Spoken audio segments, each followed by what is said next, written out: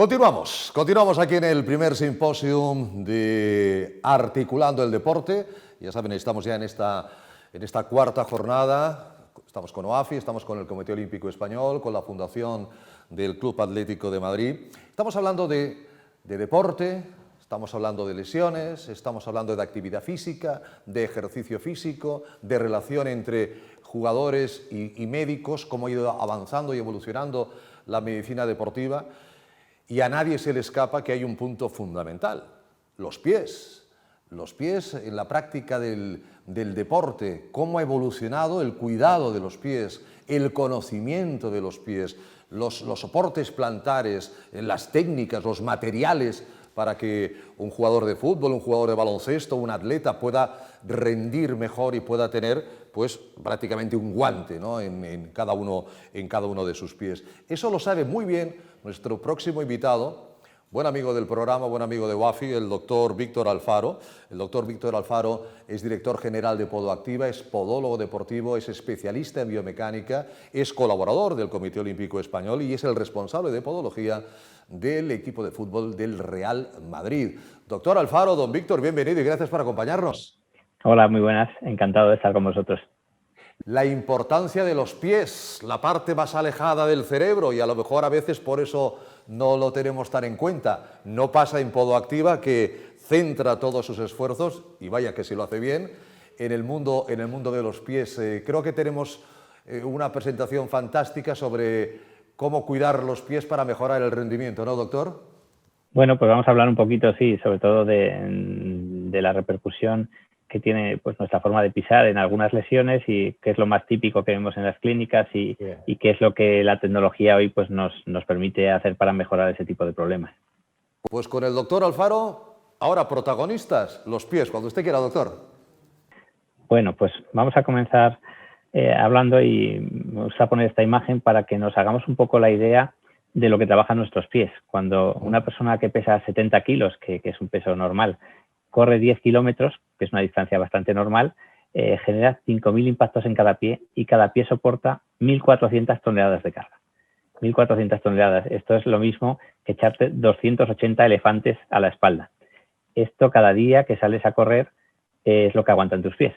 Entonces es suficientemente importante para que le prestemos atención porque es una estructura que está pensada para eso, o sea, está pensada para poder aguantar toda esa carga y hay gente que corre esos 10 kilómetros todos los días y no se lesiona, pero una parte clave para que no se lesione es que el pie funcione. El pie es un puzzle que está formado por 28 huesos, 33 articulaciones y más de 100 tendones y está pensada con tantísimas piezas porque está pensada para moverse. Es una pieza que no está pensada para estar parada, está pensada para moverse. El pie se articula en unas bóvedas que todo el mundo conoce, pues que cuando se habla del pie siempre se habla de la bóveda plantar y es verdad que tiene estos arcos. Si viéramos el pie desde la zona lateral, medial o desde delante, vemos que forma como 3 bóvedas. ¿Y por qué esta forma de bóveda? Porque es la que permite que en cada paso esa bóveda pueda moverse. Y este es el verdadero amortiguador de nuestro cuerpo. Podemos ponernos una zapatilla carísima, pero si el pie no funciona, no va a funcionar. Entonces, el verdadero amortiguador de nuestro cuerpo es que todas estas piezas en cada paso se muevan y se muevan cuando se tienen que mover. ¿Cuándo vemos problemas que nos afectan pues, al rendimiento, al deporte y a la vida normal? Pues, por ejemplo, este sería uno de los más frecuentes, que es tener un pie muy cabo. Un pie muy cabo es un pie que como el que vemos en este esquema, que tiene la bóveda muy levantada y que solo apoya en el suelo, en el talón y en el antepié. ¿Qué problema tiene esto? Pues que es como si a un taburete de 3 patas, que sería un pie normal, le has quitado una pata y pasa a ser tremendamente inestable. Entonces es un pie que tiene muchas más posibilidades de sufrir esguinces, de sufrir sobrecargas musculares. El otro pie, que es el opuesto, que también nos da bastante patología, es el pie plano. Es el pie en el cual la bóveda prácticamente no tiene geometría y esto, por ejemplo, lo vemos bastante frecuentemente en niños y en niños que les resta una capacidad importante para el deporte. Muchas veces vemos niños que el padre te dice a lo mejor, no, es que este niño es un poco torpe. No tiene nada que ver con que el niño sea torpe. El tener un pie plano hace que la forma de correr es torpe. Cuando mejoramos eso, el niño pasa a hacer deporte, le gusta mucho más el deporte, pasa a ser un niño hábil. Entonces, muchas veces el que un niño de 9 años pues no quiera hacer deporte o se aparte o vea que no le llama mucho la atención, pues a veces en los pies podemos tener una de las claves. Y si no somos capaces de detectarlo, ese niño, si no hace deporte, posiblemente engordará. Cuanto más engorde, más aplanará el pie. Y entramos en un círculo vicioso en el que podemos llegar a tener un adolescente con sobrepeso, que es mucho peor que un adolescente que haga deporte.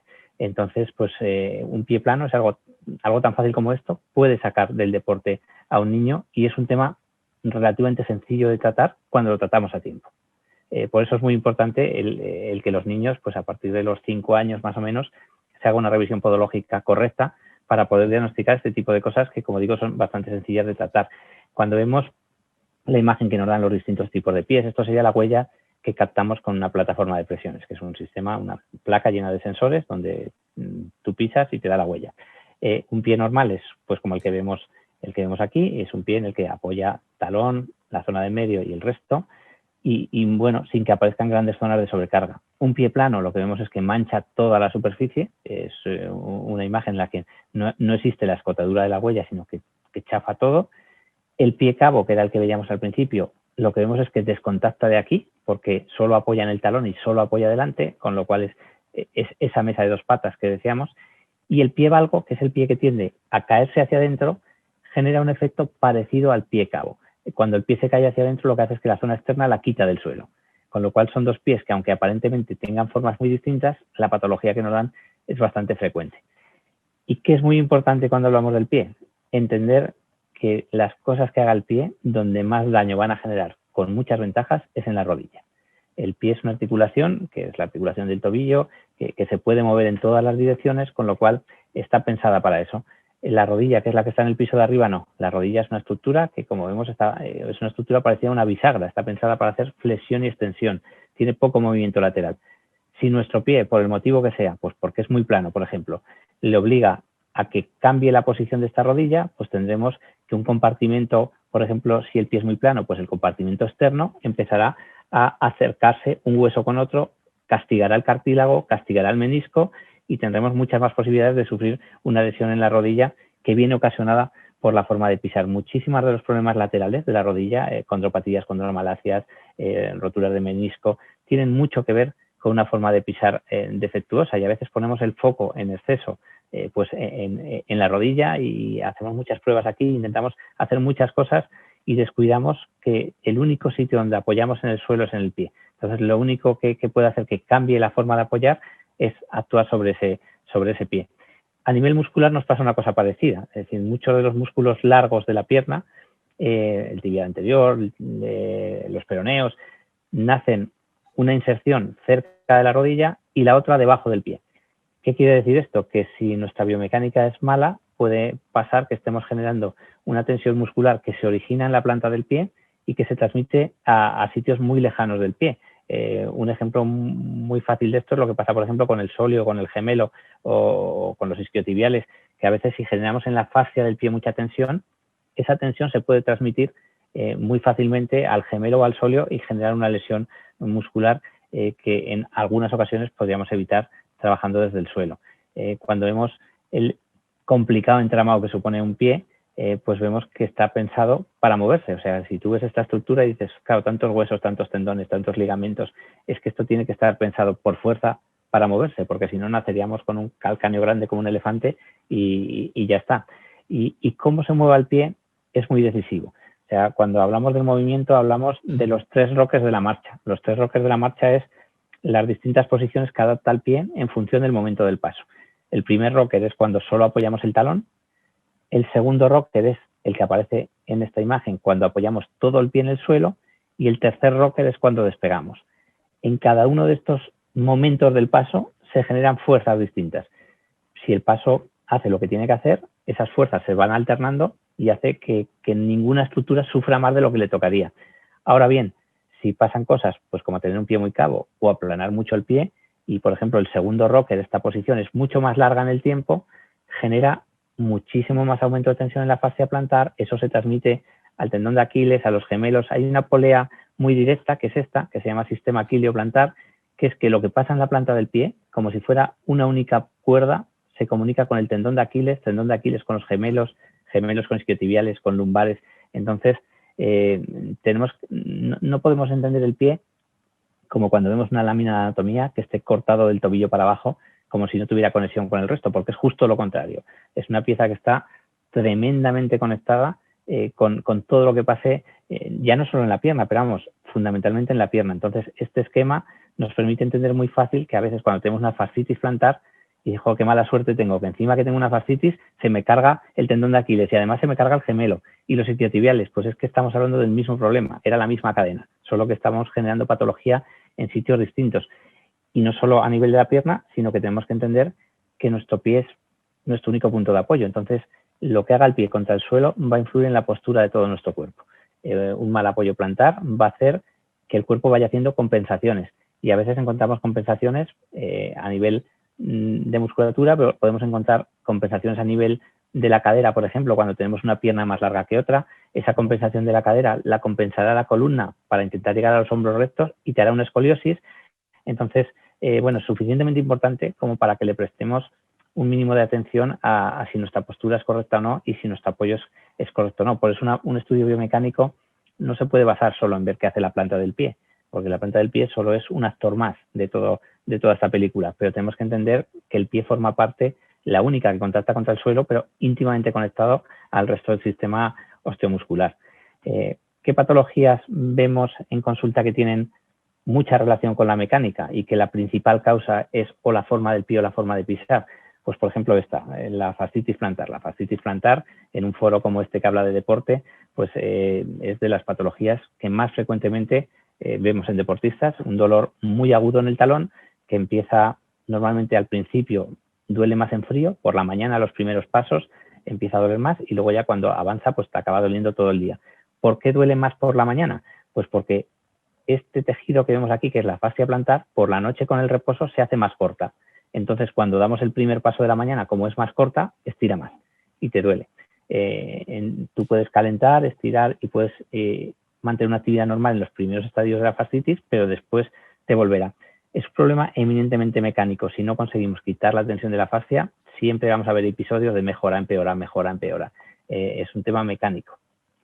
Esto va muy unido a otro problema que vemos habitualmente, que es el espolón calcáneo. El espolón calcáneo es este piquito que vemos aquí en esta radiografía, que cuando tú ves esta radiografía y el dolor del espolón es un dolor agudo en el talón, como que te pincha, dices, claro, es que eso se me debe estar clavando en algún sitio. En realidad no. Este pico solo es la inserción de la fascia plantar. Quiere decir, el problema era el mismo que la fascitis.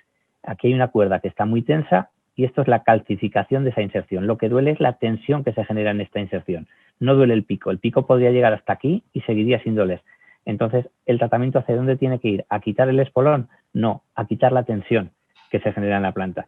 Que eso es lo que hacemos con una plantilla cuando es correcta, mejorar al 100% los espolones, sin necesidad de operarlos, porque operarlo es no entender la etiología del problema. Esto no se está clavando en ningún sitio, simplemente es la calcificación de la inserción de la fascia. Entonces, este sería como el capítulo siguiente a la fascitis. Empieza la fascitis plantar y si dura en el tiempo, pues te aparece un espolón. Una cosa parecida nos pasa en niños, que he querido poner esto porque yo creo que esto vemos frecuentemente en niños que se les hace dejar el deporte por tener un dolor en el talón que les hace cojear. Estamos hablando de niños entre 9 y 12 años que juegan a fútbol, acaban cojeando y al final se dice, bueno, deja el deporte y mejora. Eso se llama un síndrome de Sever. Cuando vemos esta radiografía en un niño, no quiere decir que se haya roto el talón. Esto es normal. Esta es la radiografía de un niño de 10 años, por ejemplo. El calcáneo es el único hueso que osifica del pie, que osifican dos núcleos de osificación. O sea, un hueso grande, que es el propio calcáneo, y este cascote, que es un hueso que se tiene que unir con el calcáneo. Esto no se va a unir hasta que el niño tenga 14 o 15 años. Entonces, cuando vemos una radiografía de un niño, siempre lo vamos a ver así. Si este niño tiene un pie, por ejemplo, muy aplanado, encontramos que la fascia plantar estira hacia aquí y el tendón de Aquiles estira hacia allá. Y esta unión que estaba pensada para ser pacífica, deja de ser pacífica y entonces duele. Cuando deja la actividad, mejora. Lo que tenemos que hacer es destensar la cuerda. En el momento que esto funciona siempre que acertamos con la plantilla que se pone debajo del pie.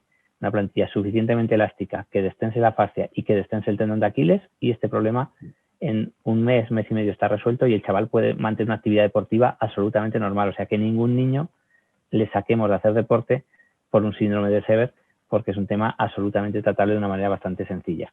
El neuroma de Morton sería otra de las patologías que vemos habitualmente. Esto se trata de un atrapamiento nervioso normalmente entre la segunda y tercera cabeza, entre la tercera y la cuarta cabeza metatarsal, y casi siempre tiene un componente mecánico. O sea, en todos los neuromas, cuando analizamos la marcha, vemos que en esa zona se genera más carga en la pisada y eso favorece mucho la aparición del neuroma. De hecho, el tratamiento de elección no es quitar el neuroma, es primero quitar la presión. Y si somos capaces de quitar la presión, posiblemente el neuroma se quede allí, pero deje de molestar. Nos pasa una cosa parecida con los juanetes. El juanete que he puesto aquí, que he puesto una imagen bastante benévola, porque tenemos juanetes mucho más agresivos. El juanete se refiere a cuando el hueso de la primera articulación empieza a crecer y casi siempre va unido a que el dedo se desvía hacia allá. Esto es una respuesta absolutamente mecánica. Esto crece porque en cada paso que damos estamos generando más impacto en esta zona. Eso en millones de pasos, que es lo que vamos dando a lo largo de nuestra vida, va haciendo que ese hueso crece, que el dedo se deforma, pero no tiene que ver, tú no has heredado el juanete, lo que has heredado es la forma de pisar.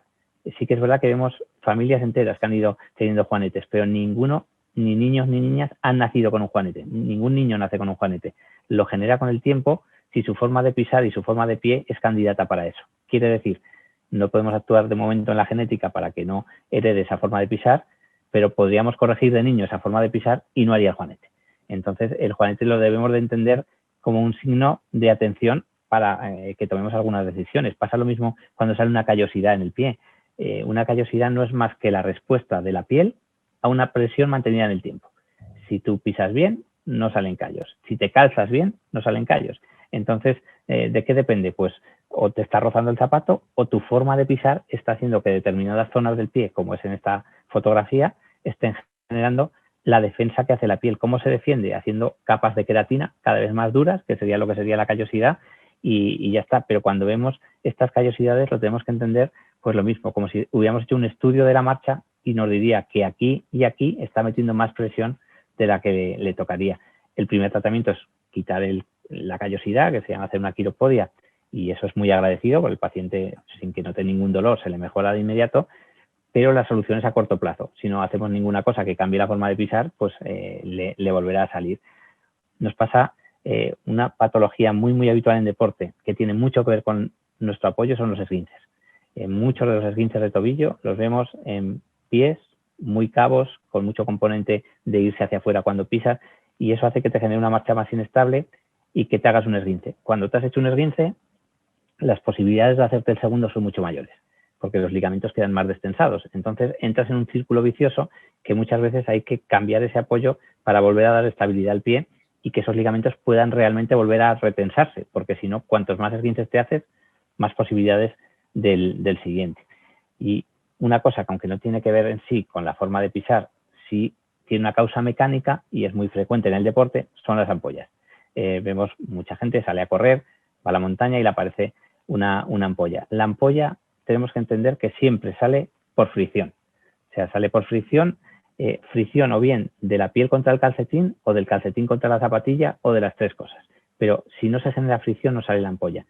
¿Qué tenemos que hacer para tratar esto y para prevenirlas? Bueno, pues para tratarlas el mejor tratamiento es pinchar esta ampolla, sacar el líquido y dejar la piel. La piel hay que dejarla, es el mejor apósito, se pone yodo por encima, un apósito y a funcionar. Y para prevenir que se hagan, lo que tenemos que intentar es evitar ese roce. ¿Cómo se evita? Pues que el calzado sea el que tiene que ser, que no se pueda mover el pie dentro de la zapatilla y si eres propenso a hacer este tipo de rozaduras o ampollas, poner vaselina encima de la zona donde sueles hacerlo y encima del calcetín de la zona donde sueles hacerlo, para que evitemos este roce del calcetín contra la zapatilla, que genera el calor que muy posiblemente te genera la ampolla. Y otra patología que tiene mucho que ver con la mecánica es cuando las uñas nos aparecen, por ejemplo, en montañeros. Después de venir de una excursión aparece la uña negra. ¿Por qué aparece la uña negra? Pues porque esta uña en el descenso, el dedo gordo va cada vez impactando arriba de la bota muchas veces y hace el mismo efecto que haría si te dieras un martillazo en el dedo, solo que lo haces en cómodos plazos. Lo vas haciendo en pequeños microtraumatismos, y al final consigues el mismo efecto. Esto es sangre debajo de la uña. ¿Cómo debemos de proceder? Pues se agujera, ir a la clínica, que es la manera de hacerlo sin dolor, y con una agujita se agujera la uña, sale la sangre, no duele en absoluto porque la uña no tiene sensibilidad, sacas la sangre y no perderás la uña. ¿Qué pasa si no sacamos la sangre en 48 horas? Pues que esa sangre, cuando se coagule, aumenta de tamaño y va a hacer un efecto como de falca, va a hacer que te salte la uña. Por eso el montañero pierde la uña. Pero es muy importante entender que eso lo podemos evitar si sacamos la sangre antes de que se coagule, que es lo que el consejo que yo le quiero dar a toda la gente. Vamos a hablar ahora 10 minutitos de tecnología, cómo analizamos la marcha, qué existe hoy, qué ha cambiado. Cualquier persona que nos esté viendo pensará que seguramente cuando era niño, si le vieron los pies, la analizaron encima de un cristal con un espejo debajo, que era un podoscopio, tú te subías allí y veías la huella. Estamos viendo una huella de un pie quieto encima de un cristal. O sea, estamos metiendo dos sesgos. Primero, quitar el movimiento y luego una huella chafada contra un cristal, que no es en realidad cómo funciona el pie. Hoy existen muchos sistemas de diagnóstico. Esta imagen simplemente es para decir que la zapatilla, la bota, cualquier calzado deportivo tiene mucha importancia y tenemos que intentar que la compremos en un sitio suficientemente expertos para que nos asesoren lo que necesitamos. Muchas lesiones vienen por una mala elección de calzado, una bota que no era para el césped que querías jugar, una zapatilla de correr que no era para tu técnica, ni para tu distancia, ni para tu terreno. Entonces, ¿qué es lo mejor de esto? Pues ir a un especialista. Hay muchas tiendas especialistas en botas de fútbol, en zapatillas de correr y te van a poder asesorar la que realmente necesites. A nivel de tecnologías que usamos hoy en clínica que nos permiten analizar el movimiento pues con mucha precisión, pues sistemas de análisis de movimiento como lo que vemos aquí, se colocan unos marcadores al deportista y un sistema de infrarrojos, lo que detectas cada una de esas bolitas y te genera un avatar en el que puedes ver cualquier movimiento de cualquier segmento, no solo qué hace el pie, sino cómo afecta eso a tu columna, a tus hombros, a tu braceo, a la rodilla, a cualquier cosa. La baropodometría es un sistema muy empleado. La baropodometría es una plataforma de presiones en la cual tú pasas por encima de una superficie y nos va a decir exactamente dónde metes las cargas, por dónde va tu centro de presiones.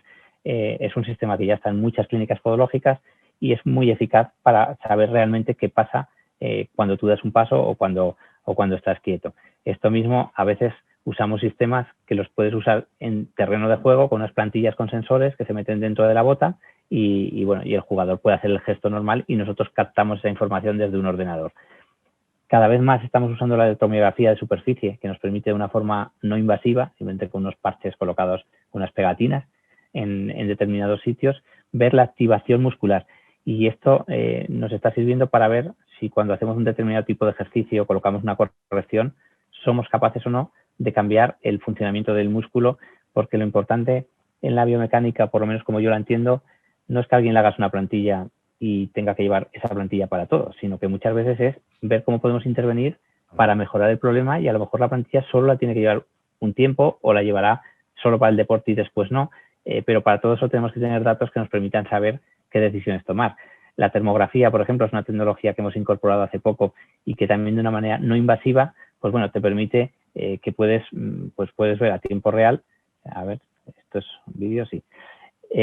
Podemos ver, esto está hecho a tiempo real, como con la cámara, pues disparas y en un segundo tienes la imagen termográfica de qué está pasando en esos pies. Aquí, por ejemplo, veíamos un pie que tenía una fascitis plantar y claramente había una diferencia de temperatura contra el otro pie. Pues bueno, esto es una prueba que cuesta 2 minutos hacerla y te da un dato. Por sí sola es suficientemente significativa. Creemos que a nivel biomecánico no, necesitamos ayudarle con otras pruebas, pero es un dato más. ¿Cómo hacemos para hacer una plantilla a fecha de hoy? Pues bueno, hace no muchos años, hace 10 o 12 años, lo que hacemos es hacer un molde de escayola o pisar en una caja que se hundía y de ahí sacabas un molde. Y eso, pues bueno, lo hacíamos con todo el cariño y la mayor parte de veces salía bien, pero era hecho, bastante artesanalmente. O sea, era imposible repetir un tratamiento igual porque era una pieza artesanal.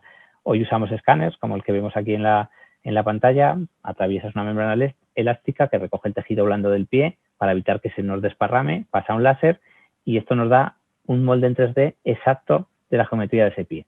¿Qué ventajas tiene tener el molde en 3D? Pues fundamentalmente que vamos a poder diseñar encima de ese molde con sistemas de cálculo, como hace un ingeniero para hacer un puente o para calcular un edificio. Entonces, nos permite que se descargue la ingeniería y que en función de lo que ese paciente necesite podamos hacer correcciones muy, muy precisas, correcciones a veces de décimas de grado, pero podemos ir a la máxima precisión porque hoy se puede fabricar con esa precisión. Cuando lo hacías a mano, daba igual que tuvieras la décima de grado porque le ibas a perder en el propio proceso artesano de fabricar. Una vez que tenemos esa geometría, podemos aplicar cálculo de elementos finitos, que lo que nos dice es, si meto tus cargas, lo que he sacado del estudio, encima de la geometría de tu pie, ¿qué va a pasar con esa plantilla? De manera que podamos fabricarla virtualmente antes de fabricarla realmente y poder analizar cómo se va a comportar. Y muchas veces cuando la vemos virtualmente ya vemos que algo no funciona como pensábamos que tenía que funcionar y hay que volver a recalcular, pero todo eso lo podemos hacer sin molestar al paciente, porque lo estamos haciendo en el laboratorio. Esto, por ejemplo, es una simulación que nos permite meter las cargas de un paciente concreto en la plantilla con su geometría y nos va a decir qué espesores tiene que tener para que se mueva justamente lo que queramos que se mueva, ni más ni menos. ¿Cómo llevamos esto al mundo real? Pues bueno, hoy por hoy, pues en nuestro caso lo que usamos es fabricación aditiva de alta gama que nos permite que de una manera robotizada, pues a centésimas de milímetro podamos fabricar piezas con diseños que era imposible hacer a mano y que nos permite adaptar una precisión mucho mayor. ¿Esto tiene importancia en el mundo real? Tiene importancia, pero en el mundo del deporte muchísima más. ¿Por qué? Porque a un deportista de élite tú no puedes hacerle una plantilla y si necesita 5 copias, mañana sean 5 plantillas distintas, porque te va a mandar a paseo con toda la razón del mundo. Lo que necesitas es que si algo me funciona, quiero que me lo pueda replicar cuanto más mejor. Nosotros, yo entiendo que acercarnos al método científico son cosas que podemos evaluar y replicar. Y eso es lo que te permite ganar cada vez más en precisión y hoy los sistemas de fabricación pues tienen muy poco que ver con lo que hacíamos hace unos años. ¿Hacia dónde va el futuro? Termino ya. Pues en nuestra parte, y llevamos 3 años trabajando en este proyecto y ahora estamos ya en la fase final y nos hace la verdad que especial ilusión porque creo que va a marcar un hito importante hacia dónde va el futuro en la biomecánica y concretamente en el tema de las plantillas, es en dotarlas de inteligencia. O sea, lo que estamos haciendo es una plantilla personalizada, que sería como la que hacemos para cualquier paciente, a la cual se le añade una capa de sensores y un giróscopo, acelerómetro, el Bluetooth, la batería, todo está metido aquí de manera que es tu plantilla personalizada pero inteligente. ¿Qué quiere decir esto? Que va a recopilar toda tu información y la plantilla va a tener capacidad de tomar decisiones e informarnos de cosas. O sea, puede llamar y decir, mira, te he pedido revisión porque veo que ya no estás pisando como pisabas y lo puede hacer la plantilla sola o que te llegue a avisar de que estás entrando en un patrón cercano a riesgo de lesión porque hemos estudiado eso previamente. Entonces, pretendemos que una plantilla ya no solo sea una cosa que te mejore la forma de pisar, sino que realmente se convierta en un wearable que pueda captar información permanentemente de lo que hagas. Esto tiene mucha aplicación en deporte, pero tiene muchísima aplicación en el día a día, para pacientes mayores, para monitorizar pacientes con problemas neurológicos, gente mayor que vive sola, con la cual podamos predecir ciertas patologías. Entonces, bueno, yo creo que una parte importante del futuro va a venir por aquí. El esquema sería este, esta es tu plantilla, aplicamos la sensórica donde ponemos los sensores en las zonas estratégicas que queremos medir y ya el paciente hace su vida normal, su vida absolutamente normal y es como si fuera una especie de Doppler del que se pone para el corazón, pues en los pies y cada cosa que tú hagas en tus pasos diarios, deportivos, no deportivos, vamos a tener el control con alertas a tiempo real y creo que abre una vía muy, muy interesante de trabajo, sobre todo en el deporte, pero también en la vida normal. Y bueno, esta es un poco la presentación y así si queréis comentar cualquier cosa, pues a vuestra disposición. Simplemente, doctor Alfaro, decirle que me ha parecido apasionante ver lo que hay ahora mismo y sobre todo ver el futuro inmediato que nos comenta acerca de la podología y que estoy seguro que muchos de nuestros amigos esta noche cuando se quiten los zapatos van a mirar su pie de manera distinta, van a mirar su pie con más cariño y la gente que hace ejercicio físico, la gente que hace deporte, pues antes de comprarse una zapatilla, en lugar de mirar el logo o mirar el color o mirar lo chulo que vas, pues como usted decía, ir al podólogo, que es el que te indique cuál es el zapato personalizado que necesitas para cada actividad de tu día a día, incluido los niños, ¿eh? No le vale a los niños unas deportivas y venga desde la mañana hasta la noche. Le agradezco muchísimo, doctor Alfaro, De verdad, esta apasionante presentación sobre los pies que nos ha realizado, y gracias por aceptar nuestra invitación a este simposium articulando el deporte. Un fuerte abrazo, muchas gracias. Gracias a vosotros por la invitación y bueno, por darme la ocasión de poner en valor los pies, que es algo que siempre me encanta. Sí, señor. Seguiremos en contacto. Gracias, doctor Alfaro, CEO de Podoactiva, consultor también de podología del Comité Olímpico Español. No se vayan porque, ya saben, queremos que nos llamen, queremos gente que nos ayude para hacer nuestros ensayos, para voluntarios, socios. OAFI está siempre a su entera disposición en este primer simposium que organizamos conjuntamente con el Comité Olímpico Español y también con la Fundación y los servicios médicos del Club Atlético de Madrid. Regresamos en un instante, no se vayan, gracias.